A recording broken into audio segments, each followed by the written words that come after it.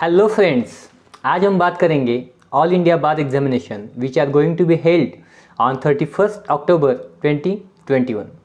दोस्तों, आपने पढ़ाई तो बहुत दिन की होगी। पहले तो लॉ पास हो जाओ और बाद में ऐसे एग्ज़ाम भी दे दो। पर क्या करें दोस्तों, सर्टिफिकेट ऑफ प्रैक्टिस चाहिए तो एग्ज़ाम तो देनी पड़ेगी। So let's start the video. मैं हूँ आपका दोस्त एडवोकेट सागर और आप देख रहे हैं law and lots of more. तो दोस्तों, आज का हमारे लेटेस्ट वीडियो एग्ज़ाम से पहले ठीक 7 दिन इसलिए है क्योंकि एग्ज़ाम का जो समय है 3 घंटों का, वो कैसे इस्तेमाल किया जा सकता है, एग्ज़ाम के दौरान स्मार्ट टाइम मैनेजमेंट कैसे करें और अच्छे मार्क्स लेके हम कैसे पासिंग अचीव कर ले, ये हम शॉर्टकट में आज के इस वीडियो में समझेंगे। दोस्तों, AIB एग्ज़ाम के लिए जो कुल मिला के सब्जेक्ट्स है वो कुल मिला के 19 सब्जेक्ट है। उसमें constitutional laws, Indian penal code, the code of criminal procedure, civil procedure code, labour laws, administrative laws, PIL, Indian evidence act, ऐसे कुल मिला के 19 सब्जेक्ट है। दोस्तों, ये एग्ज़ाम ओपन बुक होने की वजह से बहुत सारे स्टूडेंट्स क्या गलती करते हैं, वो ज़्यादा पढ़ाई पे ध्यान ही नहीं देते। पर ये गलती दोस्तों हमें बिल्कुल भी नहीं करनी है। अगर आपकी अब भी पढ़ाई कम है या आपने अभी भी पढ़ाई शुरू नहीं की है तो मैं आपको रिक्वेस्ट करूंगा कि आप जल्द से जल्द, बल्कि अभी से आप पढ़ाई स्टार्ट कर लो और पहले जो ज़्यादा मार्क्स के सब्जेक्ट्स है उनको कवर कर लो। मतलब क्या? मतलब constitutional law, Indian penal code, criminal procedure code, civil procedure code, evidence act, family law और कॉन्ट्रैक्ट एक्ट। ये जो 8 एक्ट्स है इन पे लगभग 60 से 65% क्वेश्चन जो बनते हैं वो इन 8 एक्ट्स पे बनते हैं। तो जो 8 एक्ट्स के जो बेयर एक्ट्स है उन पे आप फोकस कर लो और बाद में जो बाकी के बचे हुए सब्जेक्ट्स हैं उनको आप पढ़ लो। ठीक है। तो पहले इन 8 सब्जेक्ट जो है इनके जो बेयर एक्ट है उनके इंडेक्स 5 या 6 बार रट लो, क्योंकि क्या है, इंडेक्स रीड करने में ज़्यादा समय भी नहीं लगता है और जब आप क्वेश्चंस का आंसर सर्च करोगे तो आपको चुटकी से वो क्लिक हो जाएगा कि इस बेयर एक्ट में, इस सेक्शन में, इस प्रोविजन में ये मैंने पढ़ा है। यह बहुत कारगर और यकीनन एक यूज़फुल ट्रिक पाई जाती है एग्ज़ाम के दौरान दोस्तों।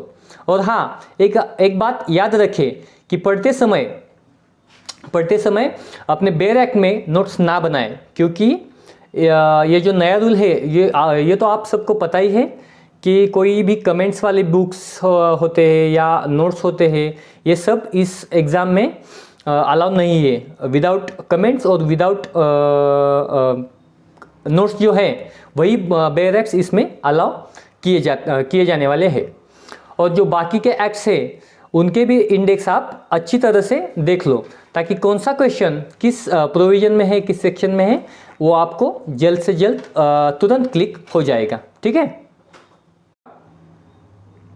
और अगर आपको कोई भी क्वेश्चन नहीं आता है तो उसे दोस्तों आप एंड में भी सॉल्व कर सकते हैं या एलिमिनेशन टेक्निक का यूज़ करके भी सॉल्व कर सकते हैं। ठीक है। तो दोस्तों, ये एलिमिनेशन टेक्निक है क्या, ये मैं आपको बताता हूँ। ठीक है। उसके लिए हम एक एग्जांपल ले लेते हैं। अगर सोचो एक क्वेश्चन आता है एग्ज़ाम में कि sexual harassment at work place, इस टॉपिक से कौन सी केस डील करती है। ठीक है। और ऑप्शंस में आपको दिए जाते हैं 1 केशवानंद भारती, 2 अवनेश कुमार केस, 3 इंदिरा साहनीस केस और 4 Vishakha versus state of Rajasthan. ठीक है। तो अभी एलिमिनेशन टेक्निक हम कैसे यूज़ करते हैं मैं आपको बताता हूँ। तो पहला जो ऑप्शन है, क्या ऑप्शन था? केशवानंद भारती। ठीक है। जो केशवानंद भारती का केस है ये तो हम सभी जानते हैं कि ये बेसिक स्ट्रक्चर के बारे में, कॉन्स्टिट्यूशन की बात करता है। तो ये हमारा ऑप्शन हो गया कैंसिल, इसको हम नज़रअंदाज कर देंगे। ठीक है। अब बात करते हैं दूसरे ऑप्शन की। दूसरा ऑप्शन है अवनेश कुमार। तो सभी जानते हैं अवनेश कुमार का जो केस है वो अरेस्ट के बारे में बात करता है। अरेस्ट के जो डिटेल्स दिए गए हैं, गाइडलाइंस सुप्रीम कोर्ट ने, उसके बारे में बात करता है। तो ये हमारे हो गए A और B ऑप्शंस कैंसिल। तो अभी बचे C और D, मतलब इंदिरा साहनी का केस और Vishakha versus state of Rajasthan का केस। तो अब ऐसी परिस्थिति में हम क्या करेंगे, हम दोनों में से एक अटेम्प्ट कर देंगे। मतलब क्या दोस्तों, क्या होता है, जब हम बात करते हैं 4 ऑप्शंस में एक चूज़ करने की, तो हमारा पॉसिबिलिटी जो है हमारा आंसर सही आने की वो कम रहती है, और मैं जो बता रहा हूँ उसमें आप 50% चांसेस ले सकते हैं। ठीक है, तो दोस्तों जैसे कि मैंने पहले भी बताया कि ये हमारा लेटेस्ट वीडियो है, और अगर इसके बाद भी एग्ज़ाम रिलेटेड अगर कोई भी नोटिफिकेशन या न्यूज़ 11th आवर पे आती है तो आपको उसकी भी जानकारी मैं तुरंत दूंगा। इसके लिए आपको करना पड़ेगा हमारे चैनल को सब्सक्राइब, ताकि आपको इम्पोर्टेंट नोटिफिकेशंस जल्द से जल्द मिले।